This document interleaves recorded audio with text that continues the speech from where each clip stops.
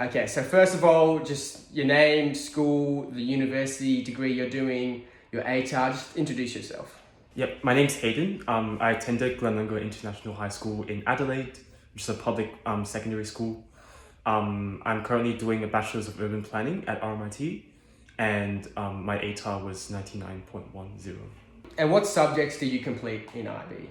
So in the IB, I did English A Literature, SL, I did Chinese B HL, Japanese B HL, Environmental Systems and Societies SL, Maths Analysis and Approaches SL, and Psychology HL. Okay. So first of all, how are you able to juggle between classes and other responsibilities over your time in Year 12?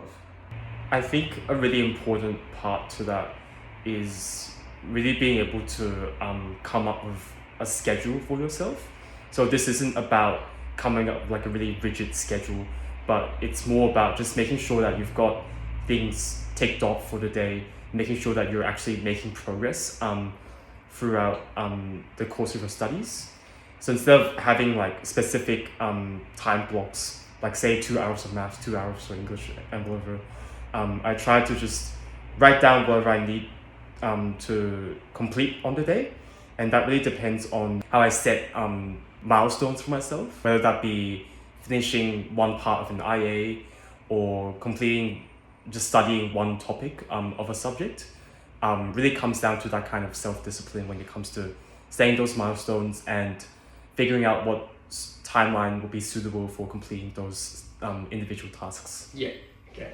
Great answer. Moving on now, did you prioritize some classes over others in your studies? Yeah, definitely. Yeah. In my case, I feel like I prioritized most with English because that was what I was struggling with the most. I remember when I was just starting off with IB in English, I was struggling to write my paper once, and I was just really bad when it comes to coming up with extended analysis responses in such a short amount of time. So that was something that I focused on through tutoring, as well as doing my own practices over time to make sure that I get that kind of practice and get more exposure to different kind of texts so that I can become more equipped and more versatile in the final exam. Yeah. How did you set up your time management for each of your studies? Was it more gradual approach or more sudden? How would you usually set up your approach in a studying session? So I think for a studying session, I like to have things a bit more flexible. So like what I said, I like to have just tasks or milestones that I want to have completed by the end of the day. And with that, I tried using Forest, which is like the time app that you put on your phone. Yeah. And then I try to set like 90-minute or 2-hour blocks for myself, with enough rest in between to make sure that I'm not too burnt out with studying. I think part of the studying process is being able to take rests, and forgetting is also part of the process. Yeah. You have to let yourself and let your mind rest for a little, and then try to remember that kind of knowledge when you come back a few minutes later. Yeah. So yeah, it's part of that kind of process of like studying, resting, Yeah. and so on. What is your preferred method of taking notes? My preferred method of taking notes would be on paper. That's like the first kind of response that I came up with. And with paper notes, I try to, instead of copying everything that my teacher presents me on slides, I'll just try to condense it into main points that I understand. So whether that be using abbreviations to save a bit of time, or trying to dissect concepts or keywords that I struggle to understand with more. Just trying to find like a way that suits you better instead of just following and copying exactly what everyone else is doing. For exams that are a bit more difficult, like the maths extension ones and a lot of the more content-heavy subjects, how are you really able to recall knowledge so easily in the exam setting with all the pressure that an exam brings? I feel like a lot of that comes down to practice. So being able to familiarize yourself with exam style questions is really important as part of this process.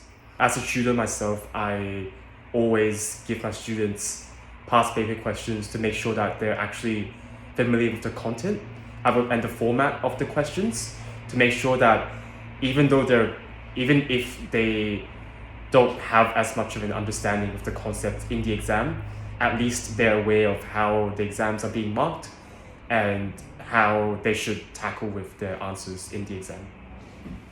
How do you structure your approaches in an exam? Say, for instance, how would you go about attacking each question? What is the order of the questions that you would go in? What would you do in your reading time that you're really going out and doing for each exam? Kind of like, what is your structure to approaching an exam? In terms of the structure, I would really value my reading time, especially with exams that are text heavy, when you have to write essays or there might be essay questions that you have to choose from. Definitely use that time to at least choose your preferred question and then try to come up with a rough structure in your mind. And then once reading time finishes, you can just start jotting down all of the thoughts that you've had when it comes to the structure. Apart from that, I try to tackle some of the shorter questions first without pondering too much on them. So if there's one question that I'm really not sure about, I'll just skip over it and then I can always come back to it in the end. But most of the time would definitely be spent on long essay questions if the exam has any. For types of questions that you personally find difficult, how do you really answer them appropriately, and how would you go about answering them in the time allocation that you have? Yeah. So personally, I find essay questions really difficult because instead of there being a prescribed answer or a prescribed mark scheme, it really comes down to a lot of different factors, whether that be your structure, your language, the strength of your arguments, and so forth. So I think as part of this, it's really important to understand what the mark scheme entails. And that's something that I feel like everyone should study before they actually walk into the exam room. Based on that, think of potential ways you can structure your essays to make sure that even if your argument isn't as strong, at least you have a response that's really well structured and coherent and clear to understand for the examiner.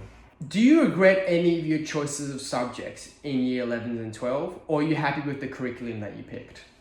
When I first went into year 11, I chose physics as my science actually. That's something that I regretted quite soon because it was just really hard to catch on, and a lot of the topics were really abstract, so I really struggled to understand with that. As part of that process, I swapped to ESS, which is what everyone calls a fake science in IB. But I feel like that actually helped me more in the long run, considering my own passions and interests and how that kind of knowledge can guide me in the long term. So I feel like just choose whatever subject you feel like it's actually going to help you in the long run, instead of just being pressured to do it because it's worth a higher ATAR or anything like that. Do you have any key tips and tricks that helped you get through year 12? I feel like a key tip for myself is really striking that balance between study and just your own time. So I feel like as part of IB, CAS has helped me a lot when it comes to alleviating my own pressure. So whether that be going out on bike rides as part of my activity components, or as part of my CAS project, I did something that I really like, and that was making layouts for our school magazine. Yeah. So that was something that I really enjoyed myself, and it's being able to use CAS as something that you actually enjoy as part of your free time would be something that's really valuable in the long run. If you could go back and change one thing about your year 12 experience, what would that be? One thing that I'll change would definitely be trying to become more engaged with my social groups and my friends. I feel like sometimes I was just a bit too bogged down to the details of studying and just miss some of the social events and other just fun stuff they can do in year 12. I feel like that's something that you can't really replicate in university or at work. Now we're going to move on to your time in university. What was your process into choosing your university and your specific degree?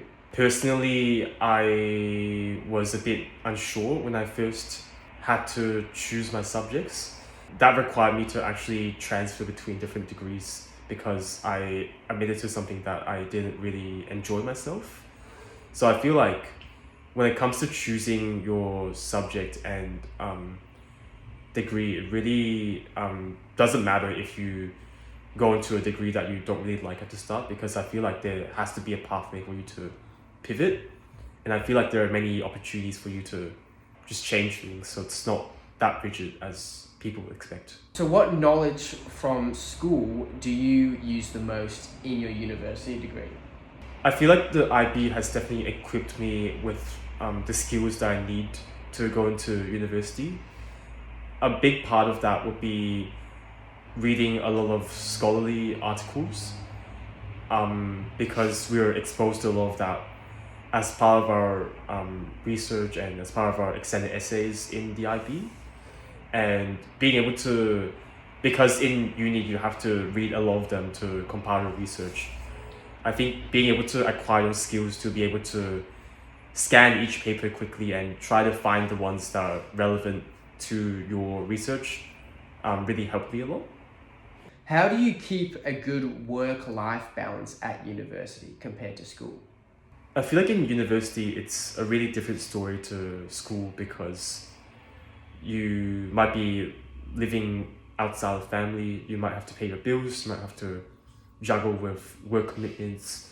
So a lot of that comes down to self-discipline for sure, considering in university you wouldn't have teachers chasing you for work, and if you just don't submit something then you just wouldn't get the marks for it. So being able to again come up with a schedule to make sure that you're keeping yourself on track and accountable is a really important part of that process, and just making sure that you've got stuff done throughout the semester and making sure that you have your deadlines on track. So your time management, how much time do you allocate on a question? How do you manage that in the exam sort of setting? Right, I see. When it comes to time management with questions in the exam, I really see the importance of how much each question weighs. So say if a question's worth 15 marks, then you should probably be spending 15 times the time and effort compared to a 1 mark question. So the marks definitely give you a rough indication of what kind of response they're expecting from you. So for example, for a 1 mark question, they wouldn't expect you to write like a 3-paragraph response, whereas for a 20-mark question, they would probably expect something a bit more substantial from you. So it really comes down to the weighting of the questions. How much time do you spend on different aspects of revision, like rereading notes, practice exams, cue cards? How do you usually split up your time? I feel like when it comes to splitting time between those different tasks, it's really flexible, because it really depends on what kind of skills you're lacking, and perhaps there might be a lot of topics that you feel more unfamiliar with. So in that case, you might go revisit your notes or watch videos or like reread your textbook when it comes to that. So whereas if, say, you're less confident about answering a specific style of questions, then you might spend a bit more time trying to practice those questions. So it really depends on what you feel less comfortable with, and trying to bridge those gaps to make sure that you're able to apply the knowledge that you've acquired in the way that they're looking for in like an exam question. How early did you start revising for your exams? I was really lucky because our teachers were able to finish off the main kind of course content quite early on. So we had like a 6-month kind of gap between the time when we finished all of our content and our exams. So I feel like that kind of motivated me to start my revision early. And even if you might be covering content in the last minute, there's definitely that kind of urgency that you feel towards the end to make sure that you've got all of the content familiar in your head. Especially when you notice that you're starting to forget some of the content from the first kind of topics that you've covered. So I feel like a lot of that just comes down to your gut feeling. But I'd say, yeah, like 5 to 6 months is like, even if you're starting off really slowly, it's a good kind of start. Yeah. How often did you access teachers' advice or private tutoring during your year 12? In year 12, I used both of my teachers' advice and private tutoring. So when it comes to my teacher's advice, it's really important to seek for feedback, especially in your IAs, considering even though they're only allowed to give you written feedback for one copy of your draft, it's really important to acknowledge that there's no limitations when it comes to how much verbal feedback they give you. So really seize those opportunities and make sure that all of your concerns and worries are resolved before you actually submit your final IAs. And with tutoring, I mainly sought for help with my exams, with some of the skills that I'm less confident with. And being able to practice with your tutor with exam style questions was really valuable, considering you might have a bit less time to work on that in school. And if you have some skills that you're less confident with, you can definitely like spend more time with your tutor trying to up level yourself when it comes to that, to catch up with everyone else. Did you spend the majority of your time studying by yourself or with others, and which one would you say is the best for gaining knowledge?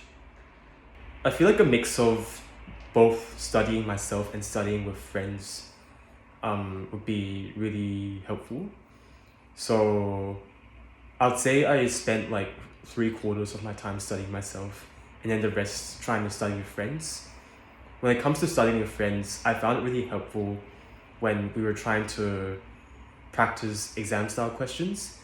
So because normally, at least for myself, if I'm doing past paper questions, sometimes I might just lose focus because I'm not in the right sort of environment. But having your friends around you and knowing that everyone else is doing the same thing as you are really helped me in that regard. So for psychology, for example, we would set up past exam sessions where we just sat down in a library room and then we just like did the exam within the expected time frame, and then after that we would exchange our responses and then give each other feedback. So I found that process really helpful when I'm studying with friends. But of course you gotta study yourself as well when it comes to Absolutely. like familiarizing yourself with the content and stuff like that. Now we're going to move on to tutoring. So what made you really decide to become a tutor? I think what's driven me to become a tutor is knowing that my teachers have put in so much effort into nurturing us as better learners. I can definitely spread the kind of knowledge and the skills that I've acquired from school, and hopefully make other people not repeat the mistakes that I've done when I was in school.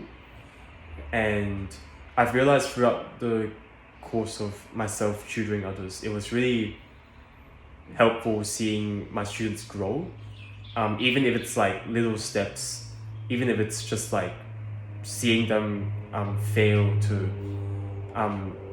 and then maybe grow from that and getting like bare passes. That was still part of the process, and that really made me satisfied, and it made me know that I'm actually making an impact to other people's learnings in a positive way. That's actually what I was going to ask in my next question, is whether you found tutoring rewarding, but you pretty much just summarized it there. Oh, right. Like how you see the growth of your students as really something that really satisfies you and what drives you. Yeah, 100%. Yeah. Another part of tutoring that I find really rewarding is when students proactively ask for feedback or ask for questions. That really makes sure that I know that my support is actually helpful to them, and that the work that I'm doing is actually beneficial to them, that they will try to come back to me and seek for more support. How did you come across Apex Tuition, and what made you decide to partner with them? I think I found Apex through just a typical job ad. Yeah, that's what people say through Indeed and LinkedIn. They don't have that as much anymore, but then I feel like nowadays a lot of people are getting referred because we've got the referral bonus, and I feel like that's like drawing a lot of people to that's definitely working. Yeah. Would you consider recommending tutoring to others? Yeah, I would definitely recommend tutoring to others, especially if you've got a certain skill or a certain kind of style of question that you're less familiar with. Your tutor would definitely help you a lot when it comes to breaking down some of the content and topics that you're less familiar with. And they'll definitely try to help you work on some skills to increase your confidence. And it's all about, I think, bridging that gap between your own learning and what your teacher is expecting from you. And a tutor would definitely help a lot in bridging that gap. Do you think tutoring can significantly improve a student's performance in their exams? Yeah, I definitely think that tutoring can improve a student's performance, because a tutor will definitely help you try to build your confidence and build on those skills to ensure that you're walking into the exam room and knowing what you're doing and knowing how to tackle each question. If you could give one piece of advice to any student that is struggling in their exams, what would you say? I feel like I'd say firstly start off by looking at previous exams and previous mark schemes and really understand how examiners will assess your piece of work. I feel like even just looking at that and being aware of that as a thing would really help you reduce that kind of anxiety when it comes to not knowing how to approach and tackle exams.